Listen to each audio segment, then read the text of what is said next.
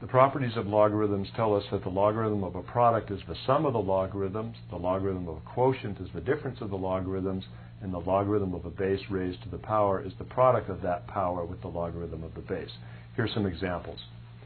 We want to expand an expression that looks like this, log base 3 of 4 times x. I see that this is multiplication right here, 4 times x, so I apply property 1 for logarithms to write this as log base 3 of 4 plus log base 3 of x. So I say the logarithm of this product is the sum of the logarithms. And it's true, for any value of x that I want to substitute in here that this is defined for, if I simplify this expression and this expression, I'll get exactly the same number. Let's look at our next problem, log base 6 of 5 over x. This is a quotient, so I'm going to use my second property of logarithms to say log base 6 of 5 minus log base 6 of x. And property 2 for logarithms says that the logarithm of a quotient is the difference of the logarithms. So here's property 1, log of a product is the sum of the logs. Property 2, the log of a quotient is the difference of the logs. Here's another problem. Log base 9 of cube root z. I'll rewrite this as log base 9 of z to the 1/3.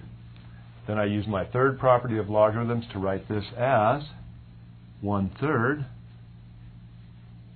log base 9 of z. So exponents become coefficients with property 3 for logarithms.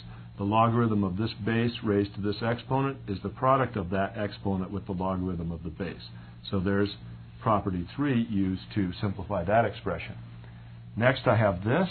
I'm going to rewrite this as log base 10 of x squared y divided by z to the 1/2. Now, as I expand this, I'm going to get log base 10 of x squared plus log base 10 of y subtract log base 10 of z to the 1/2. So here this is multiplication, so the logarithm of that product is the sum of the logarithms. It's division with this, so I have the logarithm, that becomes the difference of the logarithms.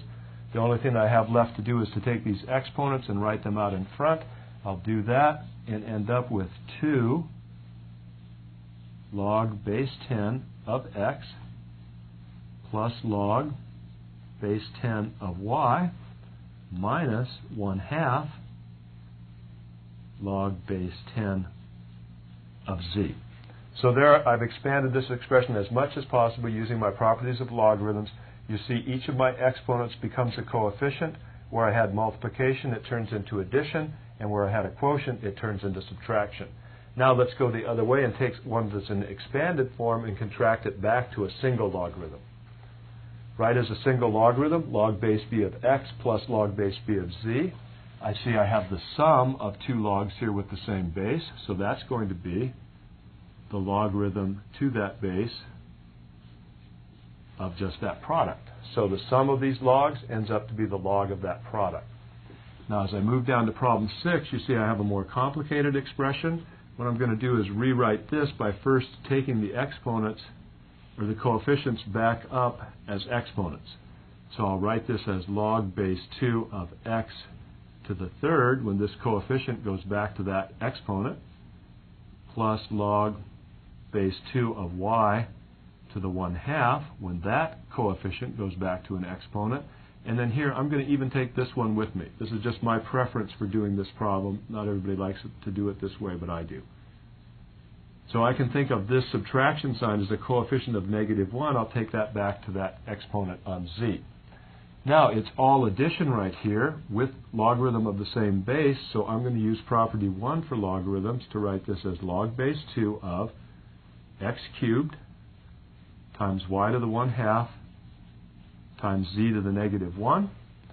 And then if I want to simplify this further and write my exponent of 1/2 as a square root and my exponent of -1 as a reciprocal, this will become logarithm base 2 of x cubed square root y all divided by z. So notice my exponent of 1/2, I write it as square root y. My exponent of -1, I make the reciprocal of the base, so it's 1 over z. And here I have a single logarithm that's equal to this original, more complicated expression. So I've contracted that expression down to a single expression here using my properties of logarithms. Let's look at one last problem. Here we have a logarithmic equation that we want to solve. Log base 3 of x plus log base 3 of x minus 2 is equal to 1. Well, here I have the sum of two logarithms, so I'm going to write that as the logarithm of a product. So log base 3 of x times x minus 2 is equal to 1. So I see, using my properties of logarithms, I can write this as a single logarithm.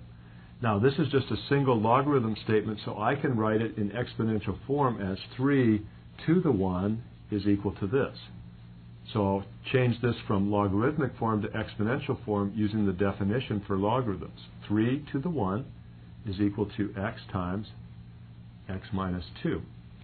So here I've used my properties of logarithms right here to contract this down to one single logarithm. Then I use my definition for logarithms to change this from a logarithmic form into exponential form. And look, all I have left is a nice quadratic equation. Should be pretty simple to solve. Let's just go through the steps. 3 is equal to x squared minus 2x. When I multiply this out here, I'll put this in standard form by adding -3 to both sides. X squared minus 2x minus 3 is equal to 0. I want to factor that expression on the right. It'll factor into the product of two binomials. So x minus 3 and x plus 1. Is that right? Yep, got that right. Set those two factors equal to 0. X minus 3 is equal to 0. Or x plus 1 is equal to 0. Solve this, I have x is equal to 3. Solve the other one, and I have x is equal to -1. Now, I need to check both of these solutions because my original equation involved logarithms. Even though I ended up solving an exponential equation right here, it came from an equation that involved logarithms. And remember, the domain for any logarithmic function has to be a positive number. So when I look at this solution, x equal -1, if I substitute it back in here, I have log base 3 of -1. That's impossible. There is no expression like that. So this solution, x equal -1, is extraneous. If I go to this solution, x equal 3, and substitute it in either place, I get a defined expression, and x equal 3 will make this a true statement. So logarithmic equations there, an example of one that we solved using the properties of logarithms, the definition of logarithms, and we have to go back and check both of our solutions to make sure one of them isn't extraneous.